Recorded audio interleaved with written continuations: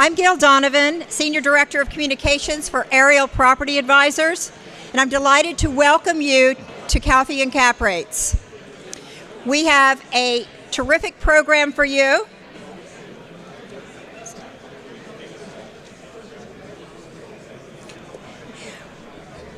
We have a great panel of multifamily experts: Margaret Grossman from T30 Capital, Richard Roberts from Redstone Equity Partners, Jesse Terry from HUBB NYC. I wanted to thank everyone for submitting your questions by email in advance. You still can email your questions to us at ccr@arielpa.com. If we don't get them today, we will be able to follow up with you in the next few days. Now I'd like to bring up Shimon Shkury, the president and founder of Ariel Property Advisors. Shimon will set the table by giving you a short overview of the investment sales market in 2023, and then follow that by moderating the panel discussion. Thank you. Shimon? Thank you, Gail. Thank you, Gail. For a second, it felt like a REBNY event when everybody's still talking when the speakers are speaking. But feel free to get food. There's a fantastic spread there, and then sit down. I want to thank Gail and Anthony and Adam Pollack and Ivan Petrovich for everything they've done for this event. I also want to acknowledge my partners, Victor Sozio, Mike Tortorici, and Ivan Petrovich, and Paul McCormick and Sean Kelly, all of which are the foundation of everything we do. Thank you for that. Our company is a real estate investment services company, and it provides, or our aim is to provide, the most relevant and timely information. We have three groups.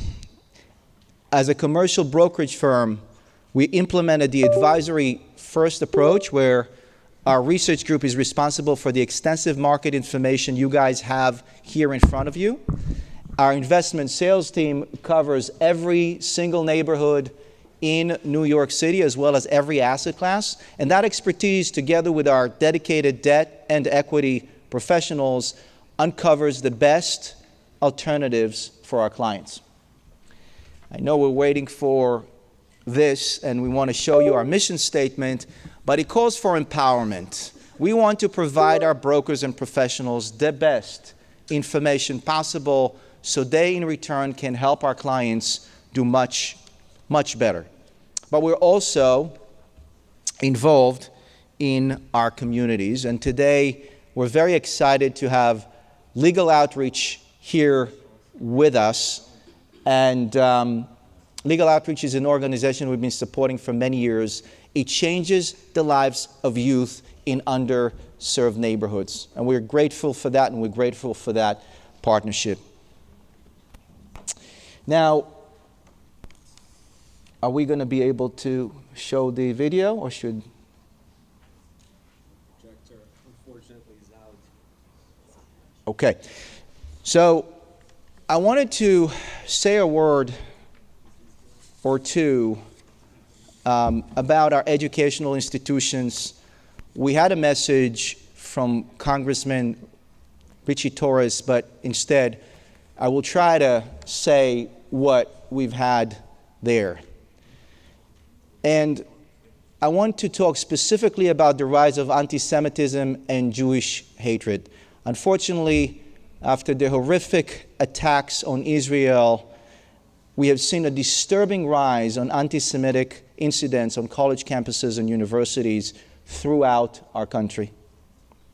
No student in this country should live in fear for their safety just for being Jewish, especially when they are in what should be safe, a learning and tolerant environment. At Ariel, we will continue to support organizations that educate for tolerance with no double standards, that support American values worldwide, and that fight for upward mobility based on merit, hard work, and talent. And one of these organizations is Legal Outreach.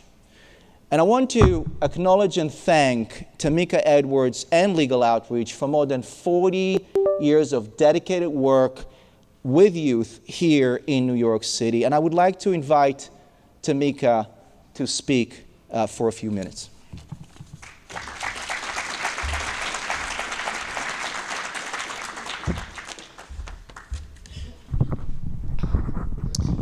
Shimon, I want to thank you for being a true partner who has supported legal outreach in word and deed over a number of years. It's through your support that the lives of many of our students have been changed, primarily through education and exposure. And it's through these same lens or vehicles that students in our program develop leadership, a vision for their future, and tolerance and appreciation for others who are different from them. It is also really distressing for us as a college preparatory organization to see what's taking place on college campuses, especially because students are not having conversations with one another and developing an understanding of or appreciation for differences. We are fortunate to have a civic engagement and social justice council where our students are not only cultivating leadership skills, but they are active, getting 16 and 17-year-olds in their schools and communities to pre-register to vote, and informing young people how to distill information they receive through the media so they're not formulating ideals based upon biased sources or running with misinformation. Conversation and constructive youth engagement will continue with our Social Justice Council. And I want to thank you again, Shimon, for making the connection to AJC in this regard. We're really looking forward to our engagement with our college-bound seniors this spring.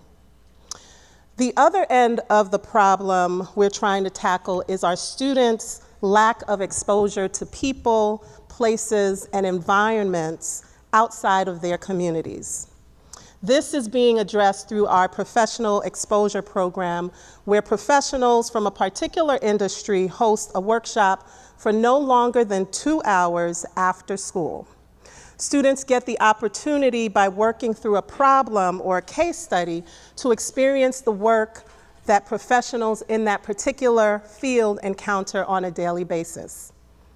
The last time that we were at Coffee and Cap Rates, we connected with one of the panelists whose investment firm, the Vistria Group, sponsored a workshop recently for about 15 of our students. And I was just amazed to hear students talking about estimating future profits, tax abatements, due diligence plans, and CapEx, terms that I don't know about. But I was even more delighted that toward the end of the workshop, a young man turned to one of the professionals and he asked, "This is a field that I never considered before, but I enjoyed what we did here today. And what do you suggest that I do now to develop the skills that would make me good at doing this?" That question alone gave me hope for a generation of students who will not only change their circumstances and that of their families, but will change the world. We want more of our students to have these experiences at an early age, creating a pipeline to the real estate industry. But we cannot do it alone. There were about 15 students at Vistria, but we have almost 300.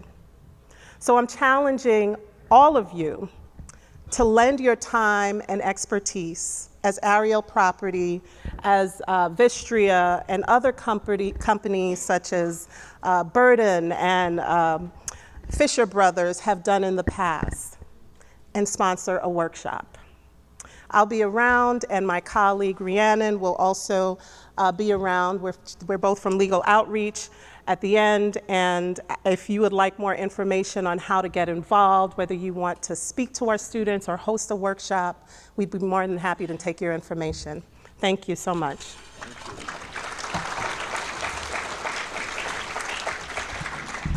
you very much. That's awesome. All right, thank you so much, Tamika. That was fantastic. And for those of you who don't know the organization, highly recommend that you get to know them. The exposure and the education is key, because these kids can do great if we do that exposure and help them with education, and we love that about New York City. So let's start by talking a little bit about 2023, and if the slides go out again, you'll just have to listen to me.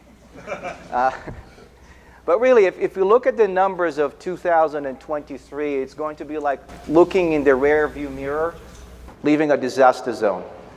And I can assure you that we look forward at much better and greener pastures. So 2023, only $22 billion. That's nothing.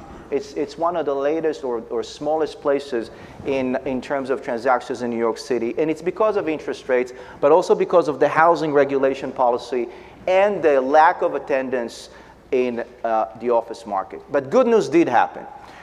Jobs are way above pre-pandemic levels. Tourism, more than 60 million people visited New York City last year, and subway ridership grew 16% year over year. Let's talk about each one of the asset classes, and we like to start with office.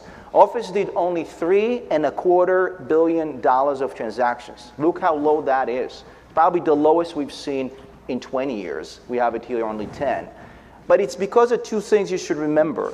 Occupancy is only at 65% compared to pre-pandemic levels, but there was a 10% growth year over year. So we're going to better places. Mortgage maturities, on the other hand, affected office buildings more than any other asset class.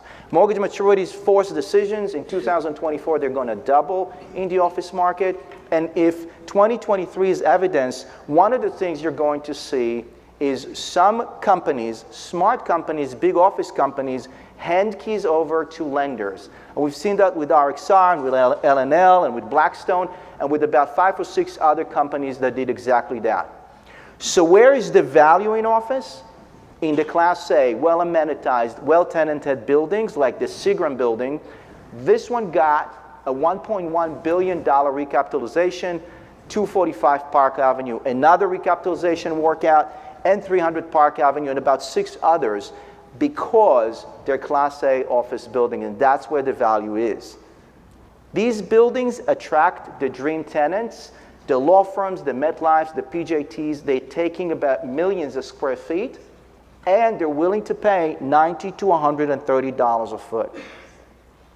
The second value in office is found in these companies that are making office their homes. Wells Fargo put more than $400 million in Hudson Yards in their own office building. We've seen MediaWill and Enchante and NYU buying the second building in 2 years, and last year Google. These are companies that look at New York City long-term, want to retain talent, and believe that by owning real estate, they'll do so better. The third value is found not in office conversions to residential, because we don't have these state and city incentives yet, but in the big makeover of existing office buildings into what could be attractive to tenants that are paying less than $80 a foot. And we've seen Empire and Sovereign and Kaufman buying these kind of buildings to take that makeover and take that chance on the market. So the office market is in indefinite transition. We're going to see it in 2024, probably also in 2025. But the good news, we have more pricing discovery and ideas, and that pushes companies like RXR and SL Green to raise billions of dollars to reinvest in office. So we're very optimistic, but it's going to take a few years before we see a major recovery there. Office used to be the largest investment in New York City. Now it's multifamily, which is about a third of all investments here. That's what we've seen last year as well. But even here, we've seen a drop in volume to $7.4 billion only. And that's because of interest rates, but also because of the housing policy and because of the closure of Signature Bank, which was a major lender in New York City multifamily. Multifamily is divided to 3 parts. We talked about it before. It's free market, it's rent stabilized, it's affordable housing. The free market world takes the majority of the transactions because it is unregulated and because the supply is constrained. We are excited to have Jesse Terry here with us today from HUBB, who does exactly that, invests in free market, affordable, free market multifamily housing, and we're looking forward to your remarks. It is really an inflation hedge if you think about it. But even that strong category where every institution wants to be in, or every international buyer, even that suffered last year. And we've seen only 5 large transactions, more than $100 million, in the free market multifamily category. So most sellers sat on the sidelines, and those who sold were essentially discretionary sellers, developers at the end of construction, funds that were at the very end of their period and had to sell, or estates and families. Rent-stabilized multifamily, on the other hand, was only 18% of the total pie. That used to be double pre-2019. And remember that year, Margaret Grossman here from T30 remembers that year because she changed the vision for her company to invest differently moving forward from 2019. We're excited to hear you out soon. And what happened in 2019, HSTPA, the extreme regulation that took place that changed how rent stabilized is being treated. If you have a rent stabilized apartment today that's vacant, you cannot increase rents anymore, even if the landlord puts money into the unit. What does that do? The buildings, rent stabilized buildings, become dilapidated. Many units are vacant.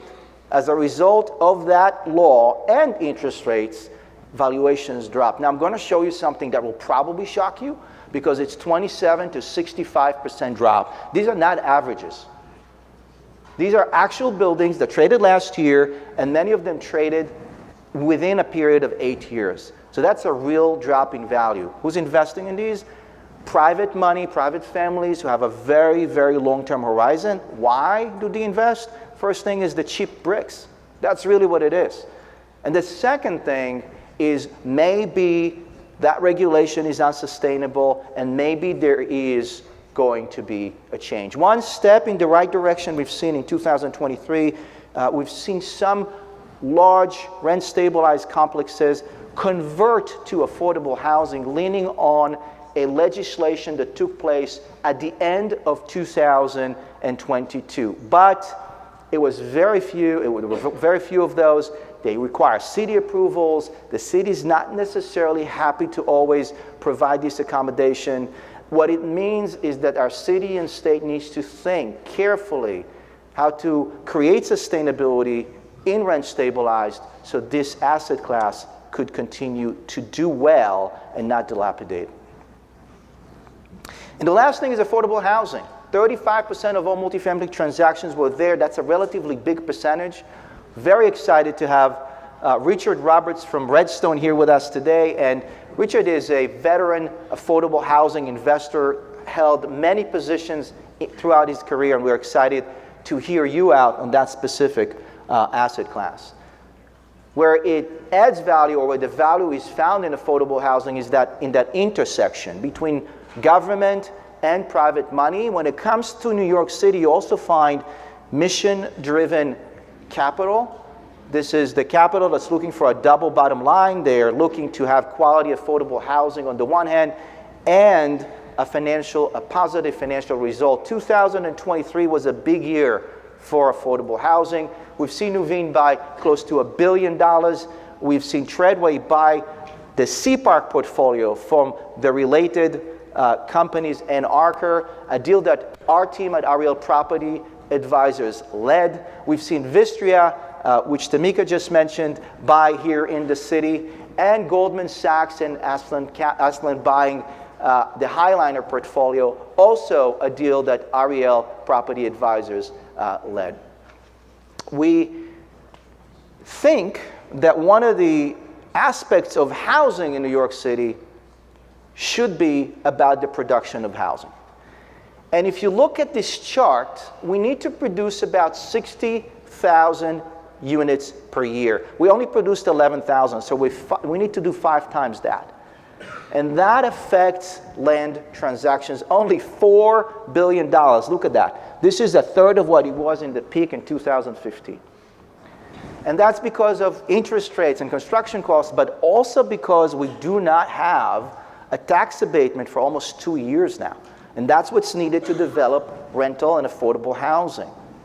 But developers did find value if the 421A was already there, specifically in Brooklyn, specifically in the Gowanus. For example, 125 3rd Street is a deal that our company led and brokered, and we can tell you that the interest there was extremely high because of that abatement. Where else did developers find value? If the city and state cooperated, affordable housing land traded. So that's another evidence of what we need to do here in the city. And the third, in prime locations, when luxury residential could take place, we've seen some transactions, but not too many of them. So what needs to happen, in our opinion, for the production of more housing, incentives for developers, you name it, rezoning bonuses, tax abatements, subsidies. We need to develop more affordable, more middle income, and more free market housing, rental housing. And this quote, "You have to embrace the world if you want to live in it now," could be attributed to our politicians, but it's not. It's really a quote that anybody knows? Miuccia Prada. Miuccia Prada said that. She's the chief designer of Prada. And why do I mention her? Because Prada was the retail story of the year of 2023. They thought that Fifth Avenue was on sale. They just dropped about $800+ million into retail on Fifth Avenue. And guess what? Gucci just followed suit in the beginning of this year with close to $1 billion transaction, which tells us that brands do want to be in prime locations here in New York City. So retail's finding its footing, and tourism, as I said before, is doing really, really well. Hotel transactions grew a lot last year, and that's because the fundamentals are strong. The average daily rates and occupancy are #1 in the United States when it comes to New York City. And it's not just the demand factor, it's also the supply. The migrant population has taken some rooms off the market, and the legislation against Airbnb is clearly affecting the supply equation. The last asset class is industrial. And at the very end of last year, we've seen this amazing FedEx transaction, another company that buys in New York City for close to $250 million. Demand for industrial is still strong, and we believe we'll continue to see it moving forward. So we're going to talk very quickly about headwinds and tailwinds, and I'm going to tell you that there's a lot more tailwinds than headwinds, which is a good thing. But the headwinds, the first one is the geopolitical risks that we see out there, wars out there. We didn't write it here, but clearly we're in an election year. That could be a wild card. It was a wild card in 2017, so something to watch for. What else? Mortgage maturities. We spoke about it when it pertains to the office market, but we will see more of that specifically in rent-stabilized housing, we believe, this year. And there are many buildings that are in the middle of construction that will come to maturity also this year. What else? Housing policies, specifically the good cause eviction that might affect free market multifamily. We're going to talk about that further, maybe with our panelists. But let's talk about the tailwinds. And the first one is the abundance of capital. There's $300 billion sitting on the sidelines. This allows for about $800 billion of buying power. That's big. We spoke about these companies that raise money for office purchases. We also know that KKR, Blackstone, and others raised money for private lending, which means liquidity is much higher this year than it was last. And we spoke about some international investors, but Qatar is here too, and Germany, and Japan. Japan invested $3.7 billion in the United States, so a lot of capital is here. Then you have interest rates that are hopefully coming down, which is good for real estate. And then we have mortgage maturities again. Mortgage maturities are good for transactions and pricing discoveries. So they're bad for pricing, but they're good for transactions and pricing discoveries. And strong fundamentals, which I mentioned before. housing promises and housing policy promises, we hope that this year we will see something in the form of a 421A or 485 fix. Hopefully by the end of this year. We know that the certain areas of the Bronx will rezone. We're expecting more rezoning to take place in general, and hopefully some solutions for office to residential incentives. Affordable housing, on the federal levels, there's at least 2 legislations that are offered and will be beneficial. And on the local level, the MIMI program and the 24 for 24, which the mayor just announced, are good things, hopefully, for the city. And lastly, insurance cost mitigation. There's legislation that might help affordable housing owners mitigate some of their insurance costs moving forward. So all in all, a lot more tailwinds and great demand factors. We think that 2024 is going to be a better transactional year if you look at it. And it's going to take a little time. It's not going to happen immediately. We think second or third quarter is when we'll start seeing these transactions go up. Where we think pricing is, we do think pricing has bottomed out. We don't think it's going to come down, at least from the most part, moving forward. Our investors are telling us they're looking to place in the next 12 to 18 months. That really wraps up my part of the presentation.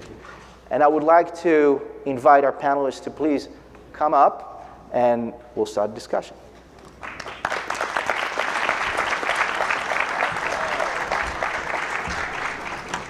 All right. That was very good. I'm going to go on first because I think am I in the middle? Yeah, you're in the middle. You're in the middle. Okay. Hey. All right. That's exciting. Didn't tell me the other panelists were so young. Well, so we have Margaret and Richard and Jesse. Thank you so much for being here. It's exciting for all of us to hear you out. And what I'd like to start with, if that's okay, Margaret, maybe you'll tell us a little bit about you, a little bit about T30, your company, and if you want to talk about one deal or something that gets you excited, please do so. Sure, great. How's this? Good?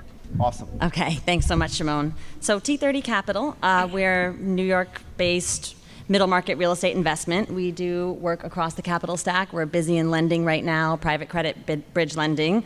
We also do condominium development and multifamily. We are a successor company from our predecessor, which is Sugar Hill Capital, which a lot of people probably have heard of in the context of the discussion around rent stabilization. So I'm going to get into that.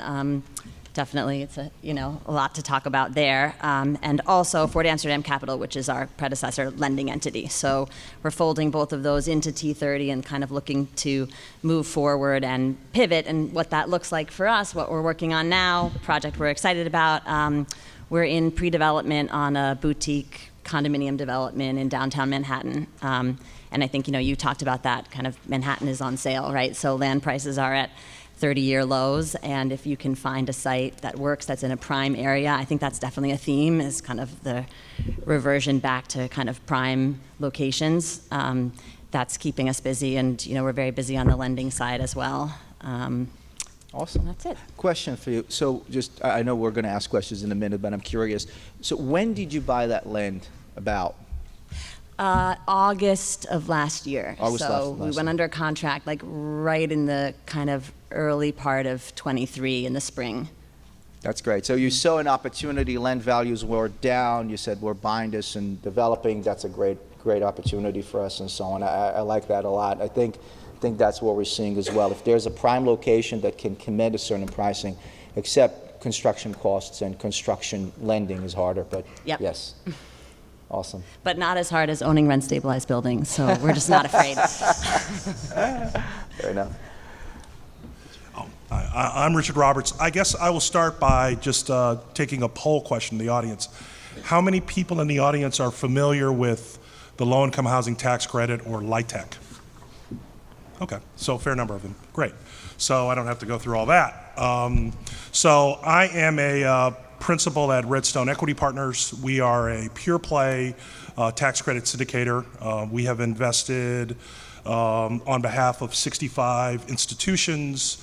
We've invested about $10 billion of tax credit equity since 2015 in 48 states. Puerto Rico, and the District of Columbia. We have a portfolio of, almost 700 buildings, about 65,000 units. And there are three aspects of our company. We have a pretty active investor relations group that kind of interacts with Community Reinvestment Act-oriented banks and insurance companies who invest in the funds. We have a very active acquisitions group that focuses and spends time with developers who develop projects that generate the credits that we buy from them and then sell to the investors. And then we have a very robust portfolio management, asset management group that handles compliance, underlying compliance of the properties with the program, and does institutional quality and investor reporting and so forth. We have about 100 people. We have 6 offices, and as of January 2024, we are based and headquartered here in New York at 90 Park. We used to be based in Cleveland. I'm from Cleveland, so I was okay with that. But now that I've lived in New York for 35 years, so I'm okay with that too. So that's Redstone, and happy to get into it and talk about it. And one project that we're particularly proud of is a project we financed called 425 Grand Concourse that we did with Trinity Financial. It's a 277-unit, 26-story building on the Grand Concourse. It's kind of we consider it to be the crown jewel of the Mott Haven revitalization. You know, when you go from the tip of Manhattan into the Bronx, you see a tremendous amount of new construction and development activity just south of Yankee Stadium, and we believe that building is the best building in that whole constellation. It is the largest passive house in North America. And it's just a phenomenal building. They have high-end art in the building. It just makes your day when you go visit it. So we're proud of that building. We invested about $55 million of tax credit equity and some conventional equity on behalf of TD Bank to support the mixed income nature of the property. So, and it's also got a health clinic and the ground floor. It's just fabulous. So that's a property we're very proud of. That's good. And before Jesse, you just have a follow-up question. Who gave you the debt? Was it AGC? Was it bond? Or? It was financed by HDC, okay. With a letter of credit support from TD Bank. Thank you. TD did the whole thing. One last thing about you. I know you were in government as well before. So I have done just about everything one could do in affordable housing in that market. I've been with a nonprofit developer. I was the HPD commissioner. I was the first employee in the Goldman Sachs Urban Investment Group in 2000. So I've done a number of different things in the sector. 27 years ago, when my wife and I got married, she turned to me and said, "Richard, the internships have got to stop." And I still moved around a little bit, but finally settled in one place. So I've been at Redstone 13 years. So. Thank you. That's awesome. Jesse. Yes, my name is Jesse Terry. I'm the CIO for HUBB NYC. HUBB NYC has been around for approximately 12 years. It's a direct investment platform for a state pension fund. We own approximately 90 properties, mainly residential and retail. We only invest in New York City. An investment that I'm proud of in recent time would be our purchase of the Aimco portfolio, which is approximately 26 buildings, 360 units, very consolidated walk-ups on the Upper West Side and very scattered walk-ups on the Upper East Side. One facet of it that made it so interesting was that it was coming out of COVID and is very indicative of how rental patterns changed coming out of COVID. The studios that made up a large part of the Upper East Side were very vacant, and the rents there were $1,800 per month studios in these walk-ups.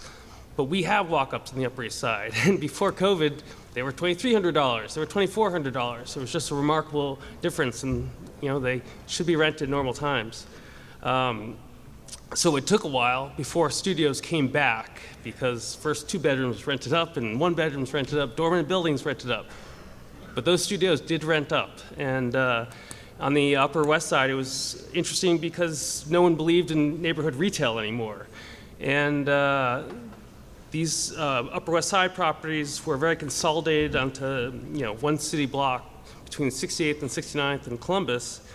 And boy, did neighborhood retail come back, out of COVID. So that was amazing to watch. So it really gave us 2 interesting aspects of how the neighborhoods really recovered, and relatively quickly coming out of COVID. Awesome, thank you. And that was the Aimco portfolio? Yes. Yes, cool. That's I remember that. I think Vic and I looked at it at some point. It was exciting to see that you guys were in it. You know what? Why don't we stay with you for a second? Because you did start talking about rents, which I think is interesting. Where do you see rents today, especially in these better locations, so to speak? And also, what is the makeup of tenancy that you see today compared to pre-pandemic, if there is any change?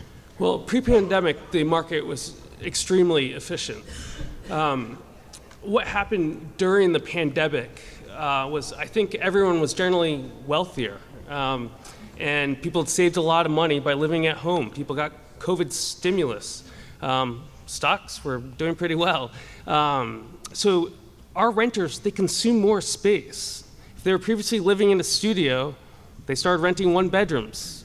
Young families that traditionally pre-COVID would probably be in a 1 bedroom sharing it, were now in 2 bedrooms with someone working from home. I think you'd probably follow the Peloton stock price and just see how that played out. And it continues to change. I mean, 2 bedrooms were doing far better than, for instance, studios. That pattern has changed a lot in recent time, where financially I think renters are becoming more conservative. So the renter base hasn't changed, but how they consume space has changed dramatically throughout the past couple of years.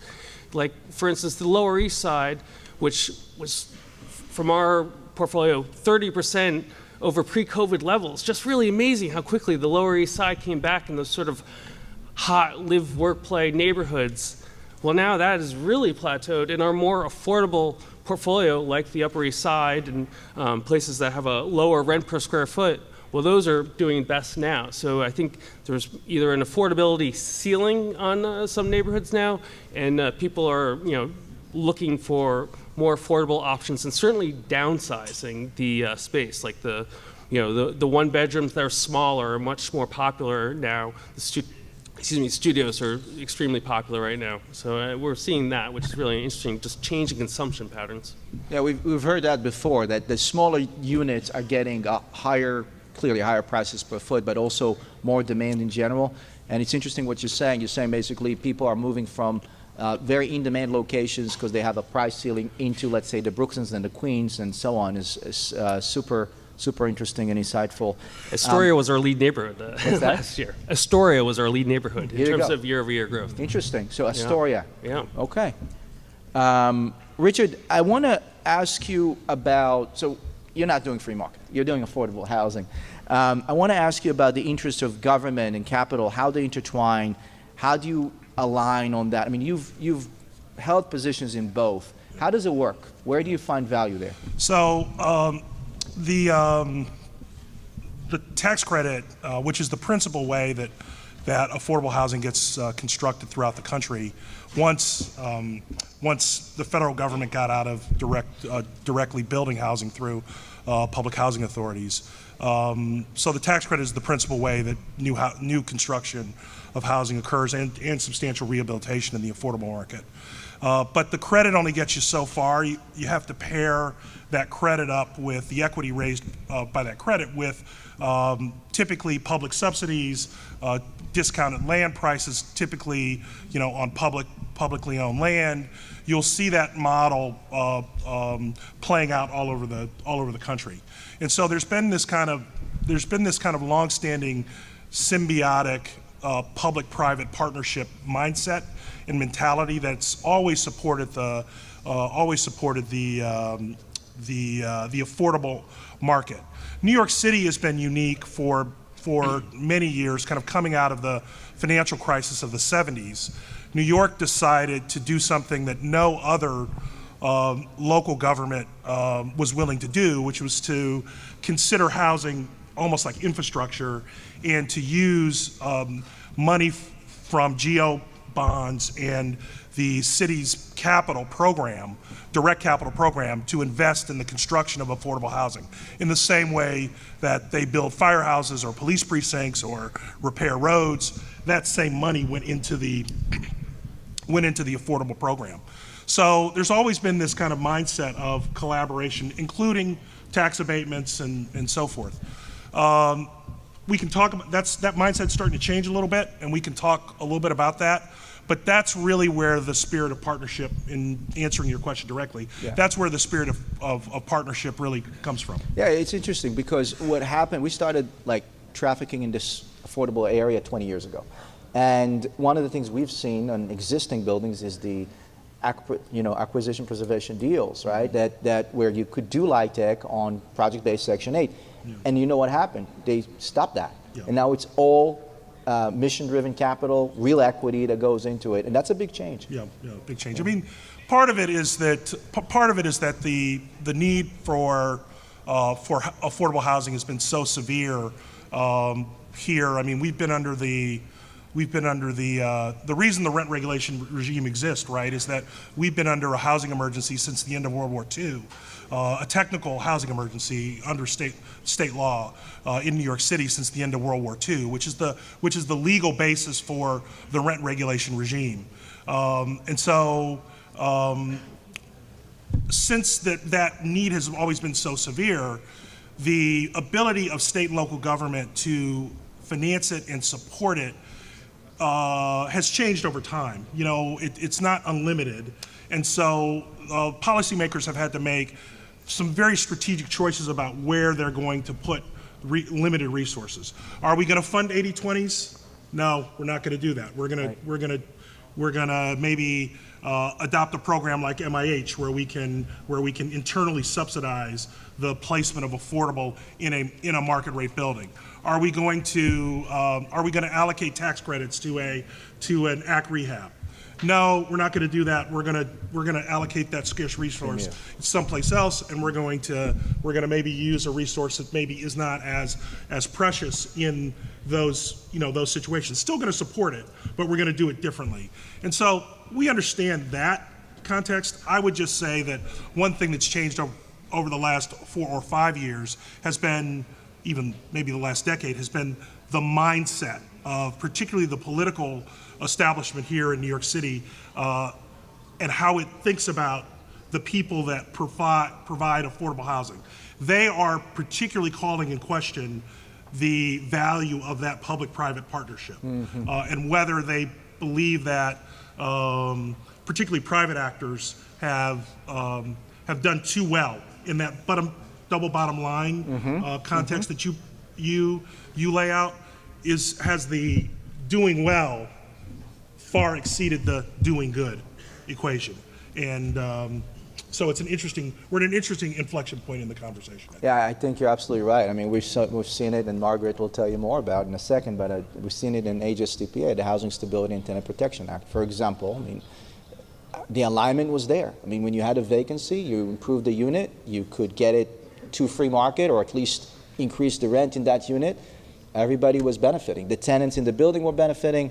The city was benefiting. You have existing buildings that are being improved, and the landlord was making a little bit more money. And Margaret, you mentioned that you owned a lot of these buildings pre-HSTPA, pre-2019, and you had to change your business strategy moving forward. You want to talk a little bit about it? Sure, yeah, and I want to add on to what you said, Richard, because I think, you're seeing the sheen come off of kind of private actors in the affordable space. For private landlords in the regulated space, it's that much further. I always joke that, if the Sackler family and Big Tobacco had a love child, it would be a New York City landlord. Like, so it's like there's kind of a toxic sort of feeling out there, right? And you're getting the secondary effect of that. I've heard lawmakers say, 421A, yeah, some, affordable units got built, but there was too much profit. So there's just a turning away from that and a backlash, and I think it's the pendulum swinging. But what goes along with that, when you have an overcorrection, like I think what we saw in 2019 with the HSTPA, is that I think you're seeing already, and you're going to continue to see, just a total outflow of institutional capital from this space. Not that Sugar Hill is, God's gift to real estate investing, but anyone who cares about owning these buildings responsibly is trying to get out. I think it's interesting. You put up the transaction volume, and rent stabilized is 18% in 2023 because so much of it is immovable. But I think that contributes to this perception that rent stabilization in New York is kind of a niche market that certain investors are in, and that's really not the case. I mean, almost half of rental apartments in New York City are stabilized. It's not a little corner of the market. I mean, anyone who's buying existing multifamily in New York, for the most part, has some exposure, and the units are largely mixed in with free market. I mean, we have a subset in our portfolio that's entirely stabilized, which is particularly impacted. But it's across the board. There's major players in this space, Blackstone related. There's a lot of middle market investors like Sugar Hill, and I think there's going to be an outflow, and there already is, of that institutional capital. It's kind of like the capital equivalent of a brain drain, because it's very difficult to responsibly own this asset when your costs are spiking and your revenues are capped. So, we're one of the many who've really pivoted, and, we're sticking it out with what we call our legacy portfolio to do the absolute best we can.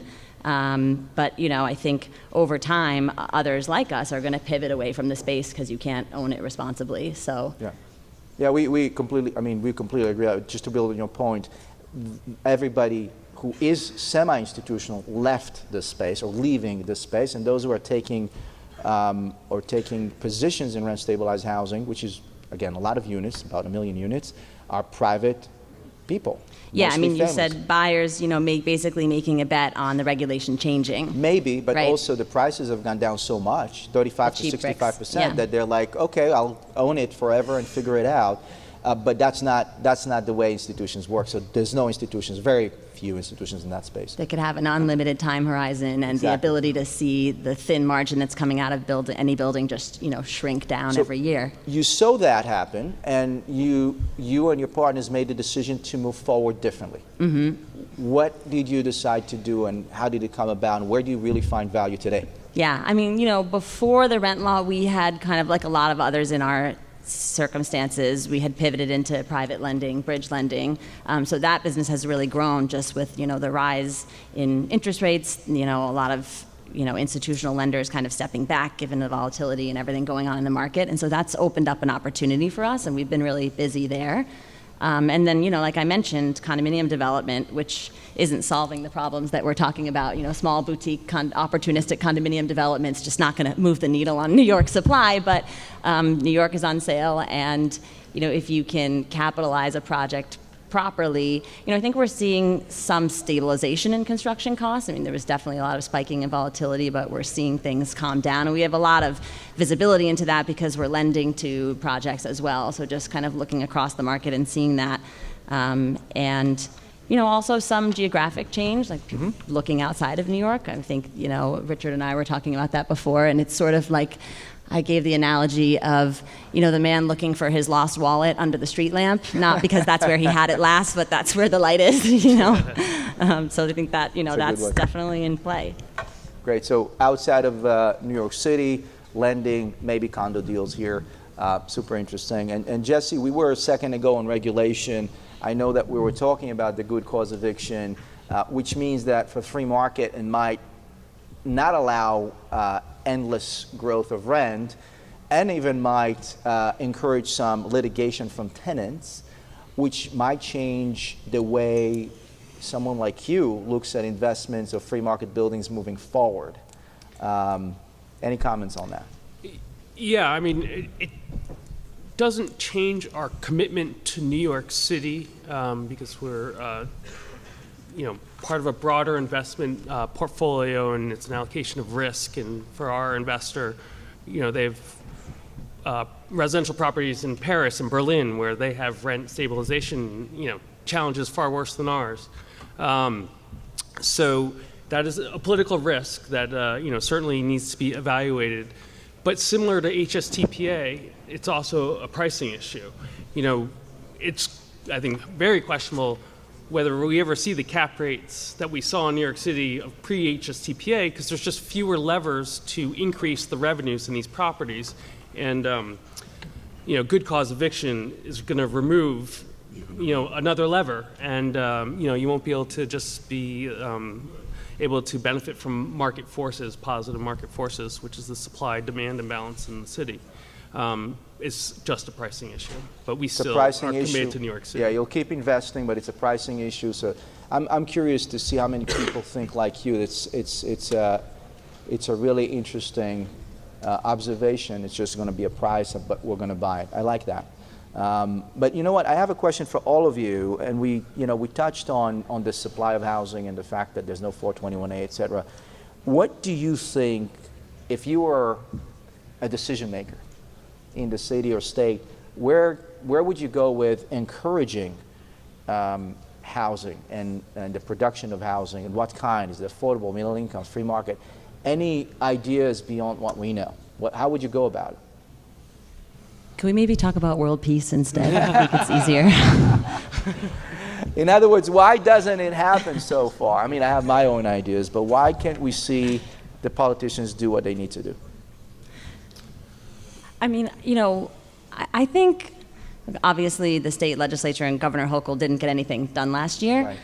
But I think that the governor was on the right track with looking at the problem more regionally at a statewide level. I mean, we gather in these rooms and we wring our hands over supply in the 5 boroughs, and we are literally ring-fenced by single family lot zoned communities. And I think obviously like the single family lot in the suburbs in the New York area is really a sacred cow. Right. And I don't think you can mandate, increasing density around New York City. We saw that, and basically last year Westchester almost seceded from the union, when that was on the table. But I think you need to see incentive programs maybe that are broader and more regional, and that you could start to see some easing up of the supply-demand constraints in New York City if you did better around New York.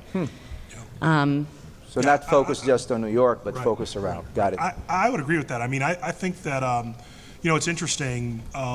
Florida, DeSantis adopted basically the Hochul law in Florida, just got it done. And listen, there's been a tremendous amount of consternation and hand-wringing in local communities that the state of Florida can override local zoning for purposes of creating affordability. But ultimately, I think that's because our issues are regional. I mean, I actually have been a proponent for a long time. No one listens to this, but I've been a proponent of actually regionalizing our housing approach across state lines here in the tri-state area. We are, it'll never happen, but the housing market in Newark, the housing market in Bergen, Essex, and Hudson counties affects what happens here in New York. The housing market in Fairfield counties and Nassau and Suffolk obviously affect what happens here in New York City. And that needs to be an approach in the same way, quite frankly, that air travel and transportation and commuting is dealt with on a regionalized basis. I think our housing market is probably equally as critical and probably equally as dynamic in terms of the future of the area. And I think we need to figure out some way to address that. Maybe HDC needs to be able to issue bonds and finance a project in New Jersey. And New Jersey HMFA needs to be, all bets are off. Let's make it the Wild Wild West because otherwise, we're not going to create the level of competitive dynamic that's necessary in order to drive the market. But I can tell you one thing that we don't need. We do not need the piece of legislation that was dropped in Albany yesterday to socialize the affordable housing market and essentially give New York City the authority to build its own housing. Basically, under the theory that NYCHA has been so good, let's do more NYCHA. Yeah. Which is just crazy to me. But that's where they want to go with this, and I think that's really unfortunate. I think what we need to counteract that is we've got to get away from the villain David Goliath dynamic that's in play with real estate. I think real estate needs to kind of have a broader coalition with business interests and community interests that like these problems are in the interest of everyone, and it's not a question of rapacious real estate developers chasing profits at the expense of the little guy. It's like this is what we need for our city and our region to thrive. And we live in a tabloid news market, and so when any one landlord does something egregious, right, or one bad actor does something, right, it paints the entire industry in a brush that then makes it very difficult for, when I started in this business, 30 years ago, it's just hard for me to believe that the providers of the housing have lost the white hat. We're no longer on the white horse. We are the villain, and it's a really interesting place to be. I just would only add that increasing supply of housing in New York City is so closely connected to rent stabilization because all of our residential neighborhoods where the subways access and where the schools are have a lot of rent stabilization. So you can't add supply in those areas. Yeah. We've run out of the Long Island and cities of the world, the Williamsburgs or the Hudson Yards, large areas that we could convert to new housing. So where else are we going to develop? We're running out of places. So there has to be some connection of rent stabilized housing so we can develop in those areas, those traditional residential neighborhoods where we should be adding supply. Yeah, thank you. I think everything that was said here is super insightful. I mean, the first thing is the narrative change, right? From, just making sure that landlords and tenants are actually good people and are New Yorkers, and take it from there. And then what was interesting to me is the global, more holistic tri-state solution versus just New York City, which is exciting to think about. I want to ask, so we had a question, an audience question, which we asked the audience to give us before, and the question was about the introduction of the National Low-Income Housing Bills, Workforce Housing Tax Credit Act, and the Tax Relief for American Families and Workers Act of 2024. Richard, I'm not sure if you read those or have any opinion of those. There are, well, first of all, I'll just say that the landscape and the picture nationally from a political standpoint is slightly different. It's not entirely different. I mean, when you go to local communities, right, there's as much, throughout the country, there's as much, we're not any more NIMBY here than they are. I mean, if you want to meet some real NIMBYs, go to California, contrary to their image.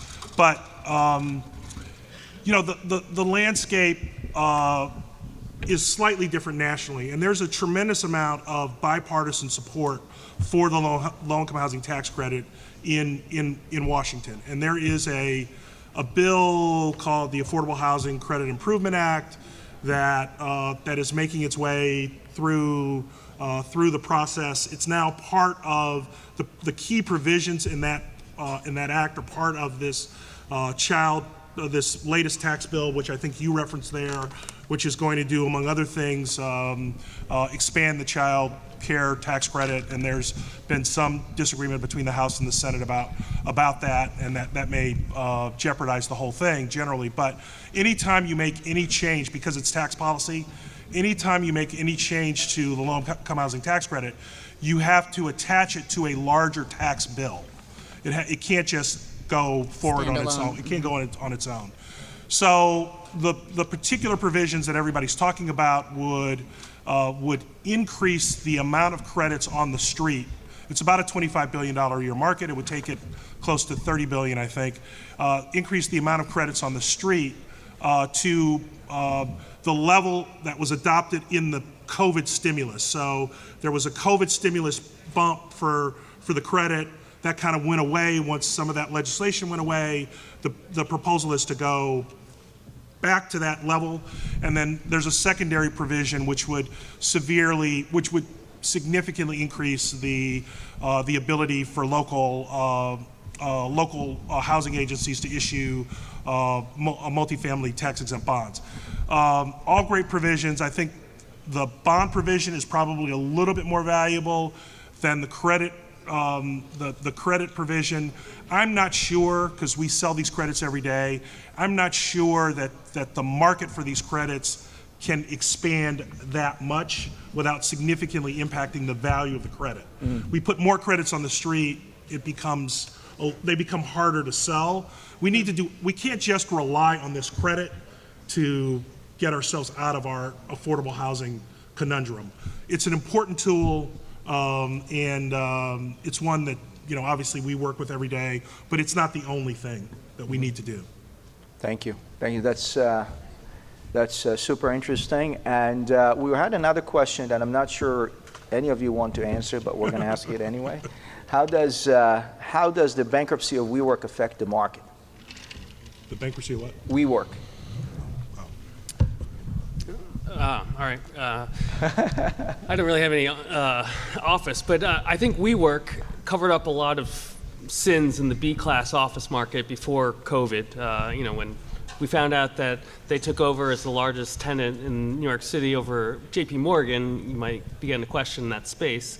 So I think that has just accelerated the issue so much for what's happening now in the office space in New York City.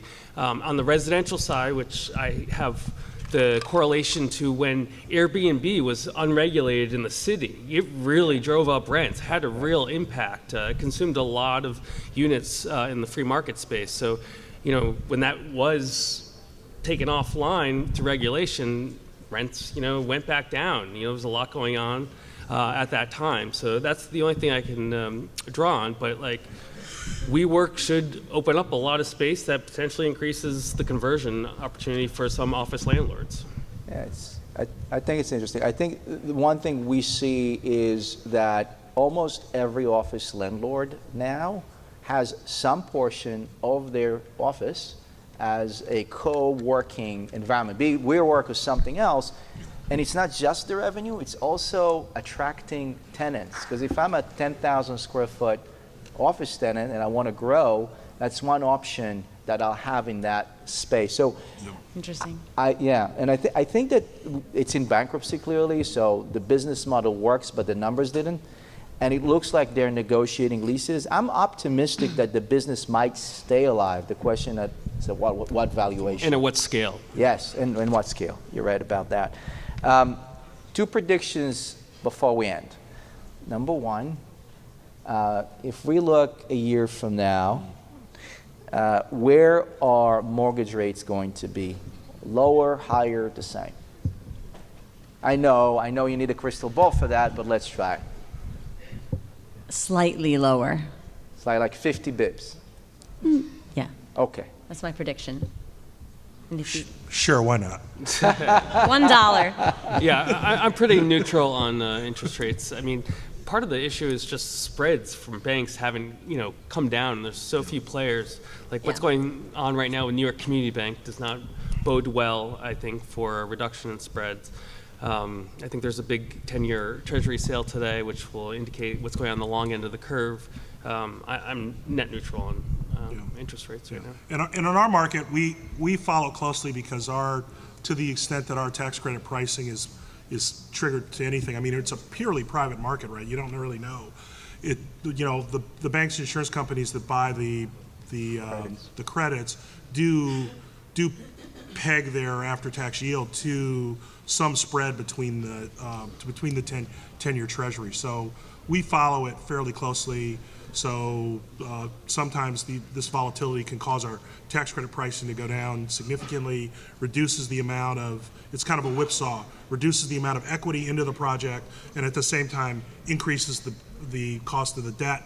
So which makes it, that you don't want those things going in those directions in the same project. And we have, so that's a problem for us. That's awesome. That's very insightful, because I think what I heard is like not much is going to change, which is pretty cool, or not cool. We want it down, but it's pretty interesting to hear it from the three of you.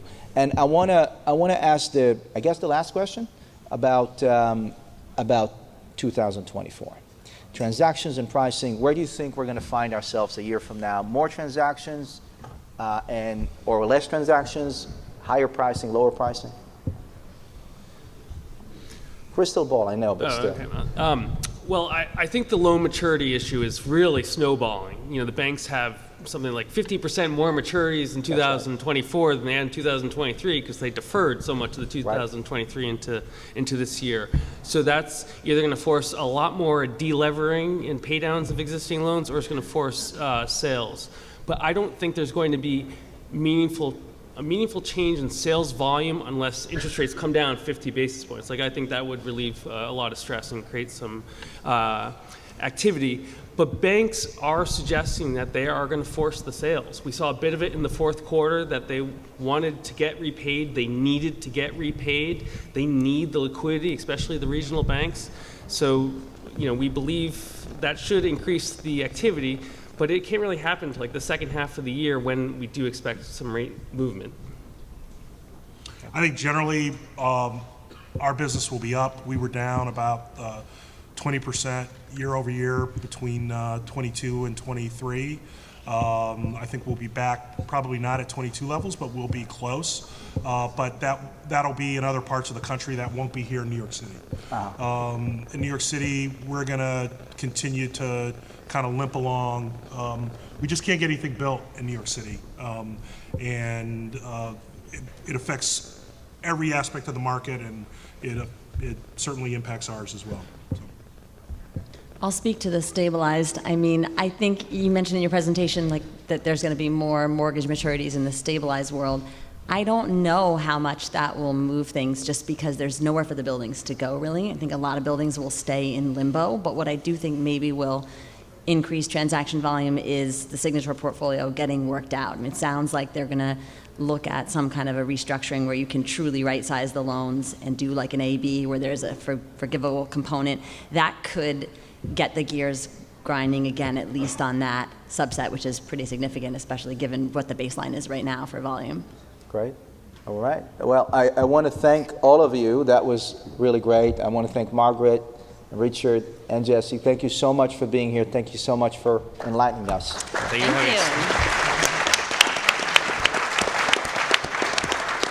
And that concludes the official program, but I think there's still more food, and that egg salad is something that was advertised to be one of the best in the country. Try it.